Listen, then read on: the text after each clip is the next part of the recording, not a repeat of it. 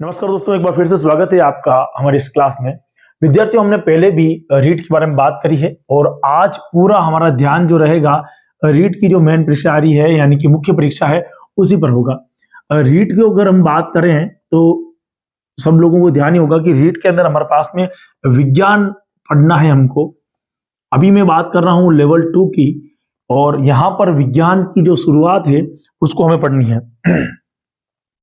दोस्तों, विज्ञान पढ़ने के लिए आप लोगों ने कक्षा 10वीं से लेकर के या 11वीं 12वीं की कक्षाओं को लेकर के आपने बहुत ही अच्छे ढंग से तैयारी कर रखी होगी, जैसा कि मेरा मानना है।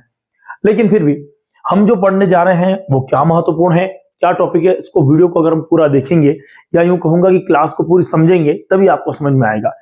एक और वादा है आप लोगों से कि जैसे कि हमने पिछली बार कंप्लीट पूरा कोर्स किया था उसी तरह से इस बार भी पूरा का पूरा विज्ञान का पाठ्यक्रम मैं आप लोगों के सामने रखूंगा। थोड़ी किसी बारीकी से थोड़ा समझना होगा और कक्षा 10वीं में कहां से प्रश्न उठे हैं या यूं कहूंगा कि 10वीं की किताब से कहां पर प्रश्न है, 11वीं 12वीं की किताब से कहां से प्रश्न है और 9th के अंदर से सिलेबस में से कहां से। ज्यादातर लोगों ने आपको ये समझाने की कोशिश करी होगी कि प्रश्न जो है वो 9वीं 10वीं से आते हैं या 9वीं 10वीं की बुक से आते हैं। बात सत्य है, लेकिन आपको उसका ऊपर का ज्ञान होना भी जरूरी है। शुरुआत करनी है अगर तो रीट के लेवल से अगर मैं देखता हूं तो मुझे शुरुआत शुरू से करनी होगी। हमारे पास में एक टॉपिक आता है, वो आता है साइंस। जब हम साइंस की बात करते हैं तो साइंस जो है वो शब्द कहाँ का है, ध्यान देने वाली बात है। शब्द है लैटिन भाषा का। कहाँ का है? लैटिन भाषा का। ग्रीक भाषा का नहीं है, लैटिन भाषा का है। और इसमें भी आपको शब्द ध्यान देने वाली बात है, जो साइंस है वो साइंटिया यानी कि सिंटिया शब्द से मिलकर बना हुआ। अलग अलग उच्चारण हो सकता है जिसका अर्थ होता है टू नाउ, जानना। इसका अर्थ क्या है? किसी भी चीज को जानना या समझना। यानी कि विज्ञान वह चीज है जिससे किसी भी चीज को समझी जा सकती है। एग्जाम्पल की दृष्टि से देखते हैं कैसे। अगर हम बात करें कि शुरुआत में जब कोविड आया तो हमें उसके बारे में इतना अच्छा नॉलेज नहीं था बनिस्पत आज की तुलना में, तो हमने उसके बारे में जानना शुरू किया। अब उसमें हो सकता है कि सोशल मीडिया के माध्यम से कई बार भ्रांतियां उत्पन्न हुई हो और ये भी हो सकता है कुछ सही जानकारी भी प्राप्त हो, तो हमने उसके बारे में क्या किया? जानना शुरू किया और वहीं से प्रारंभ हो गई हमारी विज्ञान। यानी कि कोई भी चीज हो जिसके बारे में शुरुआती ज्ञान हम प्राप्त करते हैं वहां पर सभी जगह क्या है? विज्ञान है। और मैं ये मान के चलता हूं कि जो विद्यार्थी साइंस की बात कर रहा है या विज्ञान के अंदर रीट में बात कर रहा है तो वो ये मानते हैं कि वो व्यक्ति विज्ञान से परिचित है। लेकिन फिर भी इसकी अगर हम परिभाषा की बात करें, विज्ञान क्या है? विज्ञान क्या है? देखो, अगर विज्ञान शब्द है तो विज्ञान ऋग वेद का शब्द है ना? ऋग्वेद का शब्द है और ये संस्कृत भाषा से लिया गया है। अब ये जो ज्ञान आप प्राप्त कर रहे हैं ये 9th क्लास से प्राप्त कर रहे हैं। तो यहां पर मैं आपको बता रहा था कि कक्षा 9वीं से मैंने पाठ को उठाया। यानी कि हम जो भी चीज पढ़ेंगे वो उसका संदर्भ में साथ में लिख दूंगा ताकि अगर उसके बारे में और भी जानकारी हो या पढ़ना हो तो आप वहां से ले सकेंगे। सबसे बड़ी चीज क्या है कि जो चीज इतने कम समय में पढ़नी है उसके दो रास्ते हो सकते हैं। या तो हम खुद उसको बैठ के पढ़ ले, या अगर कोई चीज पढ़ा रहा है उसको बहुत ही ब्रीफ में उस चीज को देखें ताकि जल्दी से याद हो जाए। और देखी हुई चीज जल्दी से याद रहती है और समझी हुई चीज को जल्दी समझ सकते हैं। तो देखिए, ध्यान से समझना कि साइंस अगर पूछता है वो शब्द में तो लैटिन भाषा का शब्द है। और जनरली अगर वो कहता है कि विज्ञान किस वेद से है तो ऋग्वेद से। 4 वेद है हमारे पास में, उसमें प्रथम वेद जो है वो ऋग्वेद है। और ये शब्द कहाँ का था उस समय? तो संस्कृत भाषा का शब्द लिया हुआ। तो विज्ञान या साइंस के अगर हम टुकड़े करते हैं हमारी भाषा में जनरली, तो साइंस को हम मोटे तौर पर 2 भागों में बांट देते हैं। पढ़ने की दृष्टि से कितने भागों में बांट देते हैं? हम विज्ञान को 2 भागों में बांट देते हैं।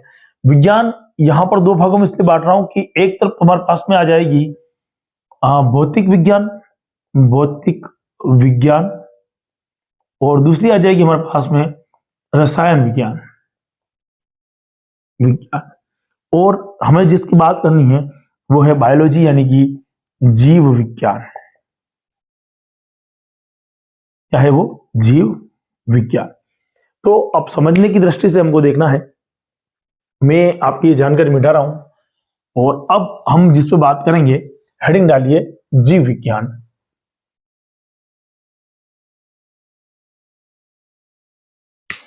जीव विज्ञान यानी कि जीवों का विज्ञान, जीव विज्ञान।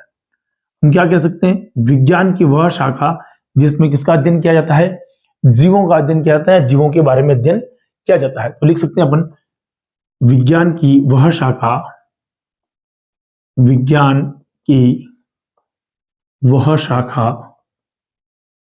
जिसमें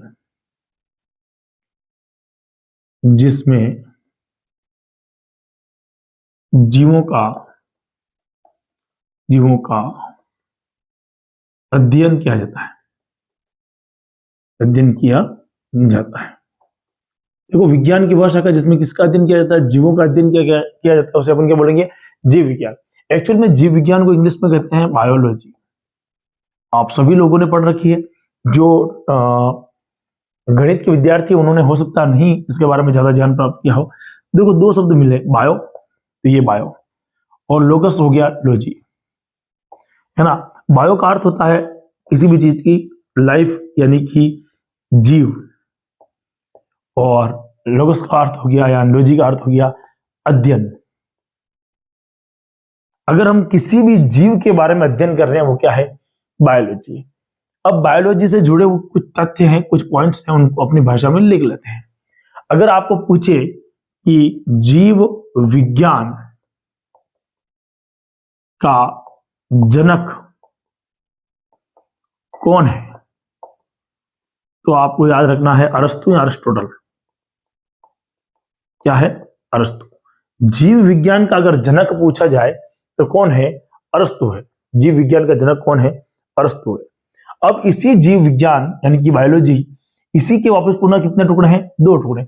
जनरली अब तो माइक्रोबायोलॉजी और बहुत सारी चीजें हैं, लेकिन समझने की दृष्टि से वर्तमान में हम कितने टुकड़े कर रहे हैं, दो टुकड़े कर रहे हैं। कितने टुकड़े करेंगे, दो। तो ये क्लियर है, जीवों के अध्ययन के लिए अपन क्या कर रहे हैं, जीव विज्ञान है। जीव विज्ञान बायोलॉजी शब्द है, यानी कि बायोलॉजी यानी कि जीव और अध्ययन। जीव विज्ञान के अगर बारे में पूछा जाए कि इसका जनक कौन है, तो हमने क्या बोला, अरस्तु है। यहां तक हमें समझ में आती है बात। एक बार इसको मैं रब कर देता हूं ताकि आप लोगों को और भी ज्यादा समझ में आ जाए। साथ साथ में अगर आप नोट्स बना रहे हैं तो बहुत ही बढ़िया, क्योंकि ये ब्रीफ वीडियो होते हैं, छोटे वीडियो होते हैं, और आप इसको बड़ी आसानी के साथ में देख करके समझ सकते हैं।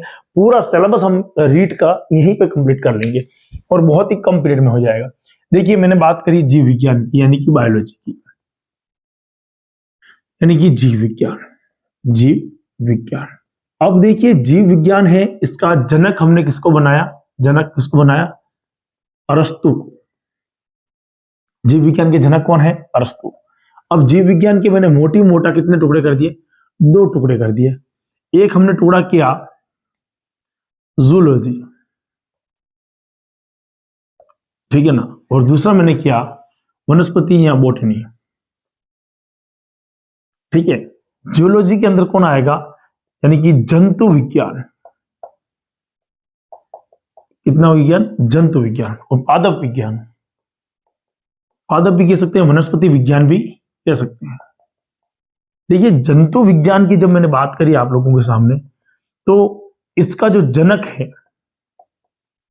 वो पुनः अरस्तु ही है, अरिस्टोटल ही, अरस्तु ही है। और इन्होंने लगभग 500 जीवों का यानी जंतु का वर्गीकरण किया।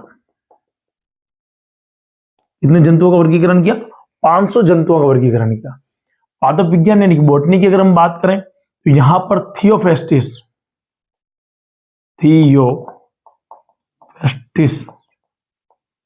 को जनक अगर मानते हैं, तो किसको जनक, पादप विज्ञान का जनक कौन है, थियोफेस्टिस है। और इन्होंने कितना, इन्होंने भी 500 पादप यानी पादपों का वर्गीकरण या उनका अध्ययन किया। तो देखिए, समझिए, अगर बायोलॉजी का, जीव विज्ञान का जनक पूछ ले, अरस्तु। जंतु विज्ञान का जनक पूछे तो भी अरस्तु, लेकिन पादप विज्ञान का जनक पूछे तो थियोफेस्टिस। अच्छा, थियोफेस्टिस और इन दोनों के बीच में क्या संबंध था, गुरु शिष्य, गुरु और शिष्य का। एक बार पूछा हुआ प्रश्न है, ये दोनों के मध्य क्या संबंध था? पिता पुत्र का था क्या? पिता पुत्र का नहीं है, गुरु और शिष्य का संबंध है। गुरु कौन है? अरस्तु गुरु है, और शिष्य कौन है? थियोफिस्टस है, ध्यान रखना। तो ये समझने वाला की बात है, इस चीज को समझने की दृष्टि से हमने बात कही, तो ये आपको समझ में आ जाए। हमें क्या पढ़ना है? हमें पूरा ही पढ़ना है, लेकिन यहां तक कि अगर हमारे प्रश्न हो जाते हैं तो फिर हमारे पास में एक छोटी सी चीज आती है जिसका नाम भी सुनकर आपको खुशी होगी, सेल या कोशिका। देखिए, कोशिका जो है बहुत ही छोटा टॉपिक नहीं है। अगर मैं कहता बहुत छोटा टॉपिक है तो आपको खुशी मिलती, पर छोटा टॉपिक नहीं है। लेकिन इसको समझ कहां से सकते हैं? ये 7वीं क्लास की किताब में भी है और 9वीं क्लास की किताब में भी है, 11th की क्लास में बड़ी विस्तार से दे रखा है। अगर मैं कोशिका की बात करता हूं, इसकी कोशिका, तो कोशिका यानी कि सेल का कहीं ना कहीं पर क्या होगा? अध्ययन होगा, है ना। और जनरली कोशिका का अध्ययन जिसमें होता है उसे हम कहते हैं साइटोलॉजी, कोशिकी या कोशिका विज्ञान, है ना। विज्ञान की वह शाखा जिसमें कोशिका के बारे में अध्ययन होता है उसे हम क्या कहते हैं? साइटोलॉजी, यानी कोशिका विज्ञान। यानी साइटो का अर्थ क्या हो गया? तो अगर हम बात करें, साइटो का अर्थ हो जाता है कोशिका, और अगर हम लोगस अध्ययन हो जाएगा अध्ययन, यानी कोशिकाओं का अध्ययन जिसमें होता है उसे हम क्या बोलेंगे? साइटोलॉजी, यानी कि कोशिका विज्ञान। अब दिमाग में प्रश्न आना चाहिए कि कोशिका के बारे में सबसे पहले खोज किसने करी? नाम याद आने चालू हो गए होंगे कि साहब कोशिका की जो खोज करी है रॉबर्ट हुक ने करी है ना। 1665 की बात थी। फिर बाद में ल्यूवेनहॉक आता है, एंड ल्यूवेनहॉक, उन्होंने 1774 के अंदर वापस क्या कर दिया था? जीवित कोशिका की खोज कर दी थी। इन नाम को कैसे याद रखेंगे या इनके बारे में कैसे समझेंगे? कुछ पॉइंट के बारे में बात करते हैं। देखिए, सबसे पहले क्या हुआ कि साधारण सूक्ष्मदर्शी शब्द क्या यूज कर रहा हूं? साधारण सूक्ष्मदर्शी। क्या होता है साधारण सूक्ष्मदर्शी? यानी कि सिंपल जो माइक्रोस्कोप होता है वो, उस समय ये कॉन्वेक्स वाले लेंस वाले जो उसमें शुरू में लगा करके उन्होंने खुद के बने हुए माइक्रोस्कोप से ही क्या किया था? कोशिका के बारे में अध्ययन किया था। करना क्या चाह रहे थे? देखिए, तो इसका हेडिंग ही डाल देते हैं अपन ताकि आपको समझ में पूरा आए। मैं इसको मिटा देता हूं। कोशिका के बारे में सबसे पहले एक बहुत ही इंपॉर्टेंट घटना आती है और आदमी का सबसे इंपॉर्टेंट नाम आता है, पहला नाम आएगा, वो नाम है रॉबर्ट हुक। अब रॉबर्ट हुक जो नाम आया है, एक तो मार्कर अच्छा नहीं चल रहा है, रॉबर्ट हुक जो नाम आया है इसको समझने की कोशिश करते हैं। कब की घटना है ये? 1665 की घटना है। कब की घटना है? 1665।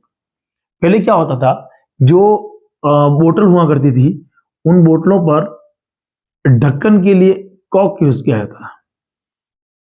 ढक्कन के लिए किसको यूज करते थे? कॉक का यूज होता था। सपोज ये बोतल है, इसके ऊपर कॉक लगा दी। ये क्या होता था? अब तो प्लास्टिक के आ गए हैं, लोहे के आ गए हैं, या एल्यूमिनियम के आ गए हैं, मेटल आ गए हैं। उस समय क्या होती थी? एक कार्क होती थी, एक्चुअल लकड़ी का एक ढक्कन बनाकर फिट कर दिया जाता था। अब क्योंकि ये किसी न किसी केमिकल या पानी के संपर्क में होती, तो ये इसकी जो नीचे की चमड़ी है, या यूं कहूंगा कि लकड़ी जो है वो हल्की सी गीली होती। इनको रॉबर्ट हुक ने पतली पतली स्लाइड काट ली, जैसे जनरली अपन स्लाइड्स बना दें वैसी स्लाइड, और बना करके स्वयं के माइक्रोस्कोप में रखी। किसके स्कोप में रखी? खुद के बने हुए माइक्रोस्कोप में रखी। रखने के बाद में इसको देखा, देखने के बाद में उसको समझने की कोशिश करी और पाया कि ये जो है इसके अंदर से निकलने वाली, है ना, जो स्लाइड्स उन्होंने बनाई छोटी छोटी, उनको जब उन्होंने ध्यान से देखा तो उन्होंने पाया कि इनकी संरचनाएं कुछ ऐसी है।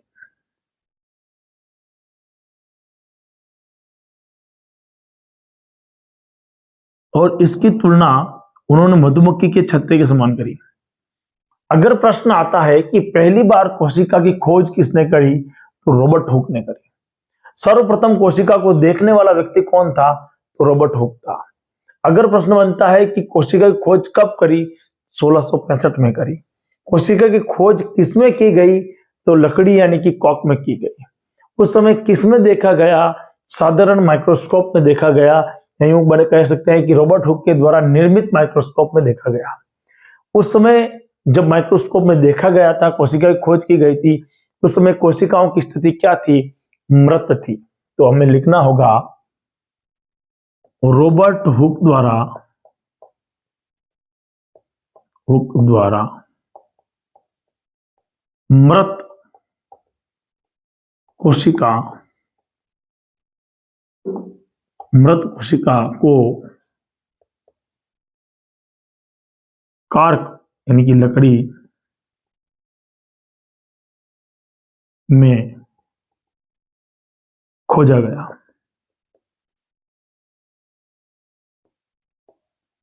है ना? प्रथम बार अगर खोज हुई है तो 1665 के अंदर हुई है कोशिका की, और मृत कोशिका की हुई है, ये ध्यान रखना है ना? अगर खाली कोशिका भी लिखता है तब भी हमें 1665 ही लिखना है। यहां तक भी हमारे पास में क्लियर होना चाहिए। अब रॉबर्ट हुक ने तो कोशिका की खोज कर ली और कहा कि ऐसी होती है, लेकिन अब देखिए कोई भी चीज अगर बनती है तो उसमें कुछ ना कुछ समय तो लगता है। एक यूं कहेंगे कि भ्रूण का भी अगर विकास होता है मनुष्य में तो कितना समय लगता है? 9 माह। कितने समय लगते हैं? 9 माह। तो देखिए एक नया आदमी मार्केट में आता है और उस आदमी का नाम था एंट वॉन लीवेनहॉक। एंट वॉन लीवेनहॉक लीवेनहॉक एंट वॉन लीवेनहॉक अब मार्केट में कब आएगा इसका सन भूल जाते हैं। देखिए 1674 में 1974 के अंदर इन्होंने अपना सिद्धांत दिया। देखो एक नए व्यक्ति को मैं क्या कह रहा हूं, एक बच्चे का जन्म होने में भी 9 माह का समय लगता है। कितना? 9 माह का। तो एक 9 साल के अंदर एक नया सिद्धांत नहीं आ सकता क्या? आ सकता है। इन दोनों के बीच का गैप कितना है? 9। तो आप कैसे याद रखोगे? 1665 प्लस 9 इज इक्वल टू क्या आ जाएगा? 1674। तो नया सिद्धांत एंट वॉन लीवेनहॉक ने कब दिया? 1674 के अंदर दिया। उन्होंने क्या किया?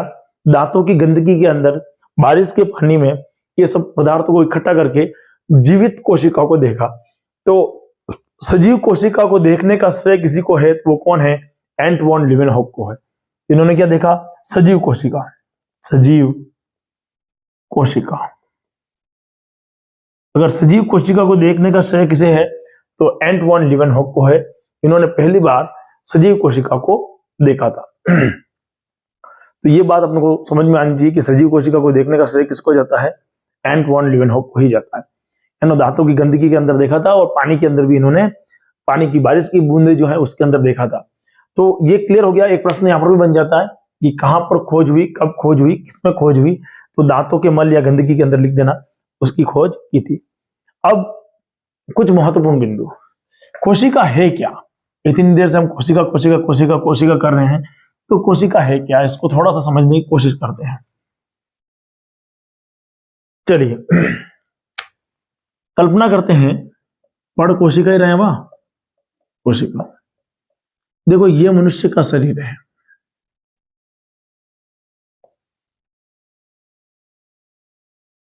ठीक है, ये तो मैंने खाली शरीर बनाया, बाकी पूरा शरीर है, बना सकते हैं। तो जब हम शरीर की बात करते हैं तो शरीर किसी न किसी अंगों से मिलकर बना हुआ है। हाथ पैर सब अंग है, तो अंगों से मिली हुई चीज है। तंत्र भी तो है, कोई ना कोई क्या है? अंग तंत्र है। और तंत्रों के अंदर चले जाए तो कोई ना कोई अंग है, जैसे कि आमाशय है। उसके अंदर भी चले जाए तो कहीं ना कहीं सब मिली हुई संरचना क्या है?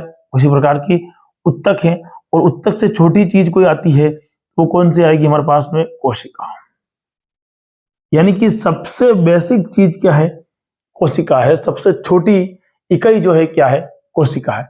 तो कोशिका सजीवों की क्या हुई? बनाने वाली संरचना हुई। तो उसे हम क्या बोलेंगे? संरचनात्मक इकाई। कोशिका को क्या बोल देंगे हम? संरचनात्मक इकाई। इसे मिटा देता हूं मैं और लिख लेते हैं। जैसे किसी घर को बनाने के लिए क्या जरूरी है? ईंट होना जरूरी है। ईंट सबसे छोटी है तो हम क्या कहेंगे? संरचनात्मक इकाई। तो लिखिए कोशिका में लिखना, कोशिका शरीर की संरचनात्मक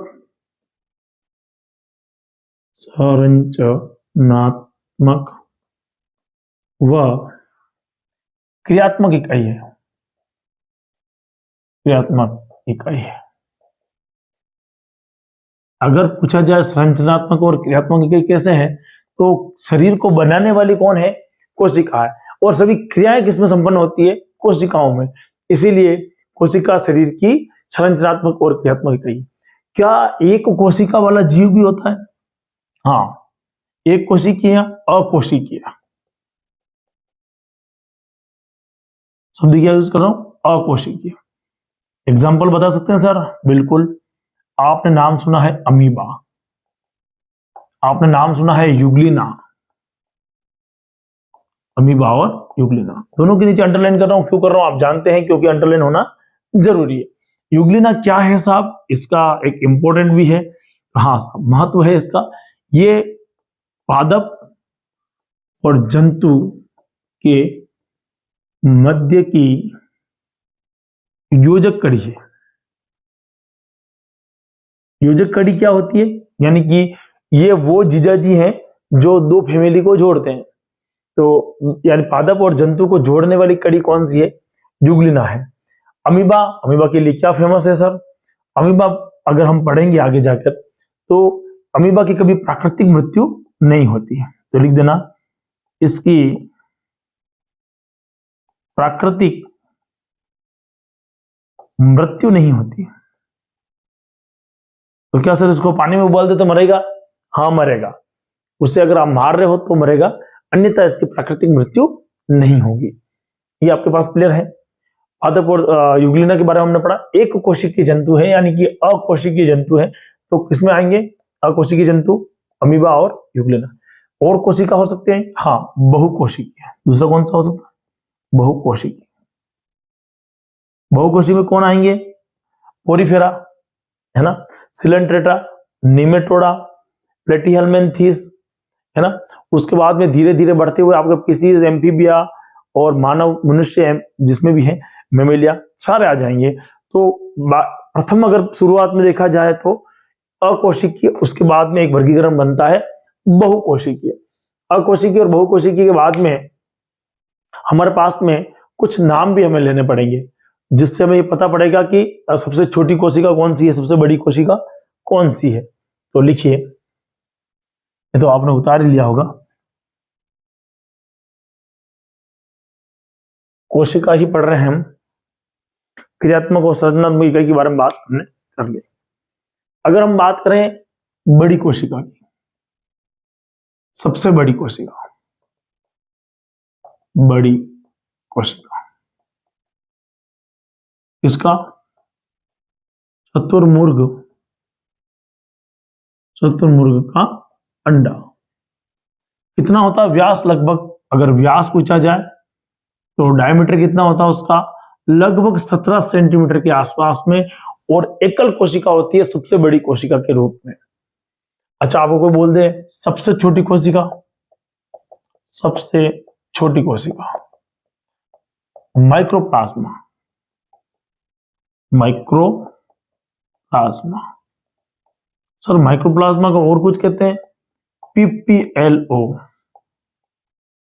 इसको एक और नाम कहते हैं, हाँ सर, अन्य नाम था ये, और कोई अन्य नाम है इसका? हाँ, पादप जगत का जोकर। हाँ, जोकर। जोकर क्यों कहते हैं? क्योंकि सेल वॉल नहीं होती है, कोशिका भित्ति नहीं होती, कोशिका भित्ति नहीं होती। बात को समझना। सबसे बड़ा अगर बात करें तो शुतुरमुर्ग का अंडा है, सबसे छोटा बात करें माइक्रोप्लाज्मा है। माइक्रोप्लाज्मा का अन्य नाम क्या? पीपीएलओ है। और इसको पादप जगत का क्या कहते हैं? जोकर कहते हैं। जोकर क्यों कहते हैं? क्योंकि खुद की आकृति बदलती रहती है, और खुद की आकृति अगर बदलती रहती है तो अमीबा जैसी हो गई, और यह किसमें है? पादप जगत के अंदर है। तो हम पादप जगत का क्या बोलेंगे? इसको जोकर के नाम से भी जानते हैं। तो कोशिका के बारे में जो हमारे पास जानकारी थी उसको मैंने आप लोगों के साथ में साझा किया, समझाने की कोशिश करी। कोशिका क्या है, किस प्रकार की होती है, क्या संरचना है। अब कोशिका ऐसी तो है नहीं कि खाली कोशिका ही है, कोशिका भी अपने आप किसी न किसी भाग से मिलकर बनी हुई है। तो देखिए एक बार कोशिश करते हैं आपको समझाने की। कोशिका भी अन्य भागों से क्या है, मिलकर बनी हुई है। किन किन भागों से मिलकर बनी हुई है देखते हैं। देखो, अगर एक सिंपल डायग्राम में समझने की कोशिश करें तो मैं समझ रहा हूं एक कोशिका, क्योंकि इसके बारे में और चर्चा जो है मैं कल वाली क्लास में आपसे करूंगा। कोशिका है और मध्य भाग में होता है इसका केंद्रक, केंद्रक और कोशिका के बीच में होता है जीव द्रव्य, बाहर होती है कोशिका झिल्ली, और अगर यही पादप कोशिका होती तो उसके बाहर होती कोशिका भित्ति। यानी कि कोशिका को सरलतम रूप में इस प्रकार से देखा जा सकता है। उसके बाद में हम उसका थोड़ा जटिल रूप भी देखेंगे। कल वाली क्लास के अंदर हम कोशिका के अन्य भाग के बारे में चर्चा करूंगा मैं आपको, और आप इस वीडियो को अपने मित्रों तक पहुंचाइए। कोशिश कीजिए कि यह वीडियो अधिक से अधिक लोगों तक पहुंचे। जय हिंद, जय भारत।